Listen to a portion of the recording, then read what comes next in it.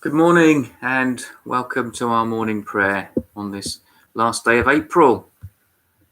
And who would have thought a month ago that we'd still be here under lockdown and doing morning prayer on YouTube. And certainly at the beginning of the year, no one would have ever imagined that we'd be doing this. But it's good that we're able to gather together like this at the beginning of a day, and as we look forward to all that this day holds. A day of surprises, isn't it? And again, another surprise that today is a day that we celebrate the birthday that, again, probably none of us had ever heard of even just a few weeks ago.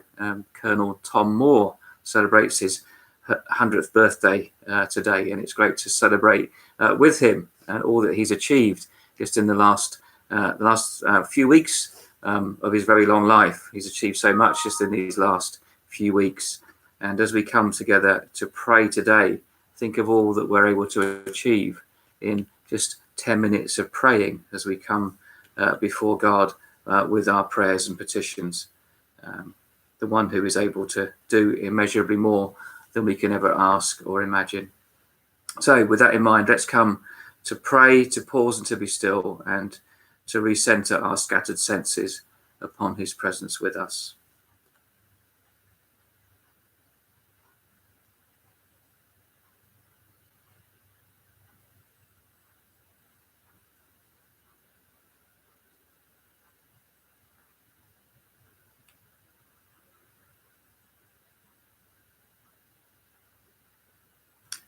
Lord, as we draw near to you, would you draw near to us? Teach us to pray. Speak, Lord, your servants are listening. May we know you more clearly, love you more dearly, and follow you more nearly, day by day.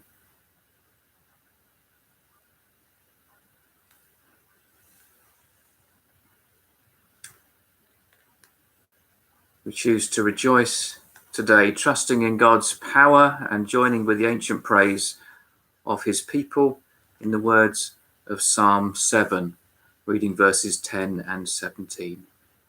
God is my shield, saving those whose hearts are true and right. I will thank the Lord because he is just.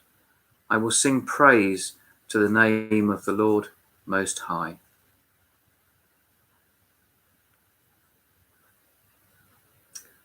Obviously, COVID-19 has brought many challenges to us.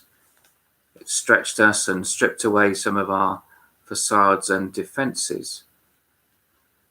As we reflect on our passage this morning, we think about God's invitation to bring our real selves into his presence. We're going to read today from Luke chapter 18, verses 9 to 14. To some who were confident of their own righteousness and looked down on everyone else, Jesus told this parable. 2 men went up to the temple to pray, one a Pharisee and the other a tax collector. The Pharisee stood up by himself and prayed, God, I thank you that I'm not like other people, robbers, evildoers, adulterers, or even like this tax collector. I fast twice a week and I give 1/10 of all I get. But the tax collector stood at a distance. He would not even look up to heaven, but he beat his breast and said, God, have mercy on me, a sinner. I tell you that this man, rather than the other, went home justified before God. For all those who exalt themselves will be humbled, and those who humble themselves will be exalted. The frank, honest prayer of the tax collector is disarming. No pretense here, he's keeping it real. Anne Lamott, in her book entitled Help, Thanks, Wow, celebrates honesty in prayer, and she writes this: "My belief is that when you are telling the truth, you're close to God. If you say to God, I am exhausted and depressed beyond words, and I don't like you at all right now, and I recoil from most people who believe in you, that might be the most honest thing you've ever said. If you told me you had said to God, it is hopeless and I don't have a clue if you exist, but I could use a hand, it would almost bring tears to my eyes, tears of pride in you for the courage it takes to get real, really real."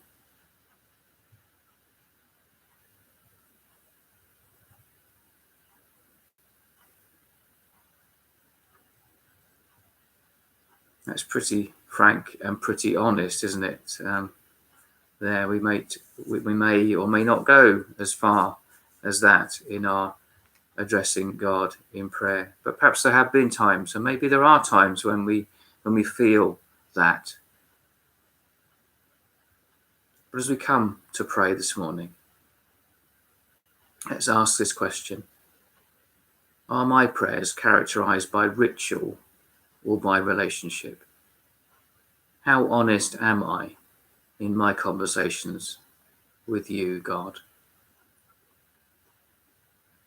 God, I ask that you help me to lay aside formulas and facades and meet you face to face as a friend.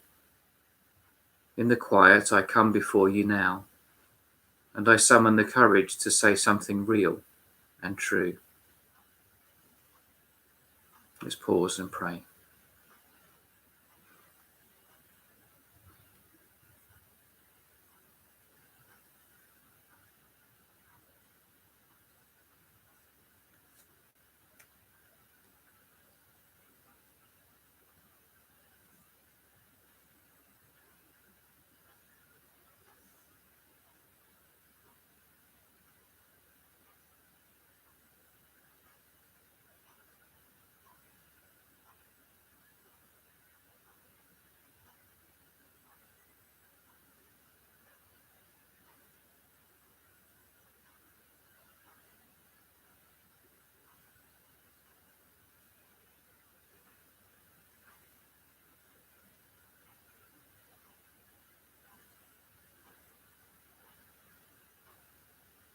Let's think of the story of the Garden of Eden in Genesis chapter 3. Perhaps remember the story where God is walking in the garden looking for Adam and Eve in the cool of the day, but they're hiding, and God calls out, "Where are you?"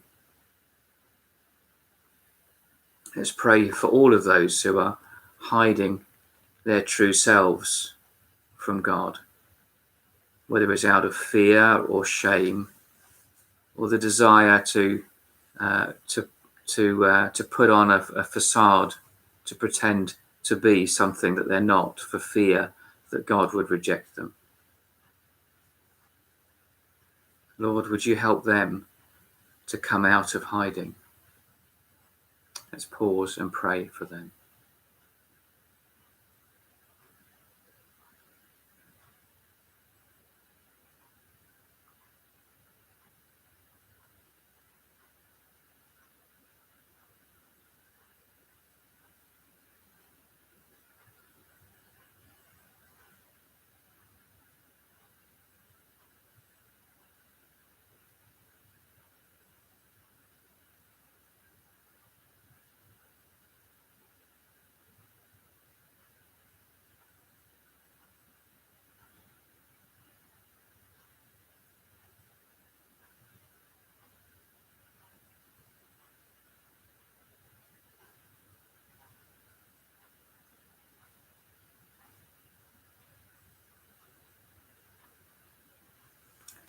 We often reflect, don't we, on God being a father, and how for many people that's an unhelpful image because of their own experience of a father.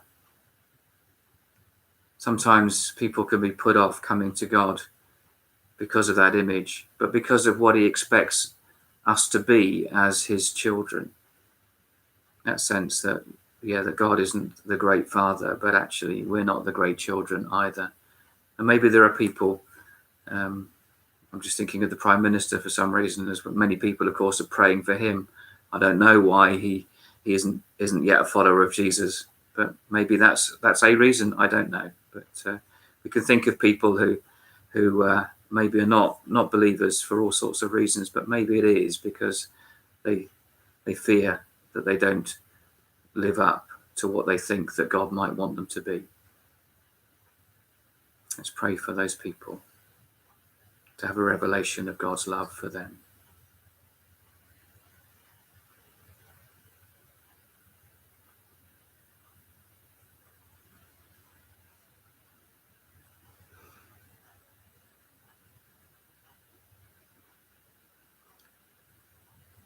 And so as we return to our passage, we open our ears, Lord, to hear your word, and our hearts to yield to your will once again. To some who are confident of their own righteousness and look down on everyone else, Jesus told this parable.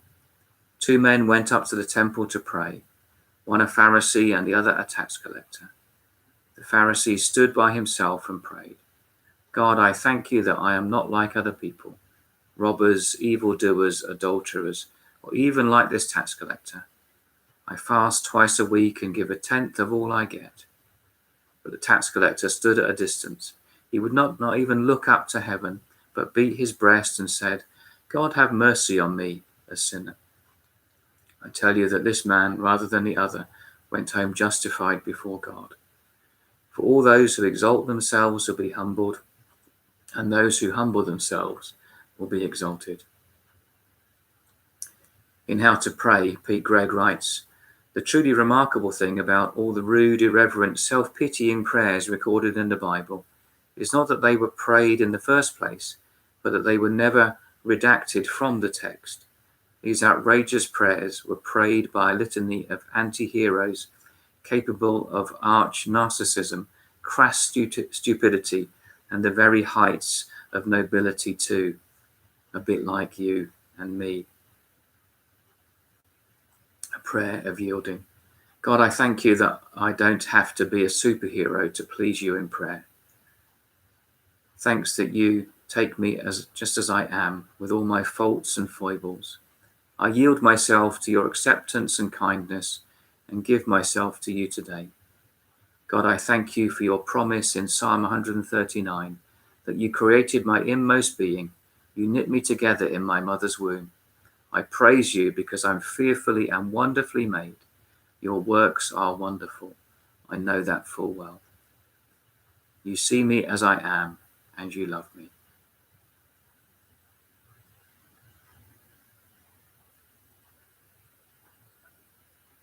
And so to our closing prayer. Father, help me to live this day to the full, being true to you in every way. Jesus, help me to give myself away to others, being kind to everyone I meet. Spirit, help me to love the lost, proclaiming Christ in all I do and say. Amen. The Lord bless you today in all that you're going to be doing, and I look forward to being with you again soon.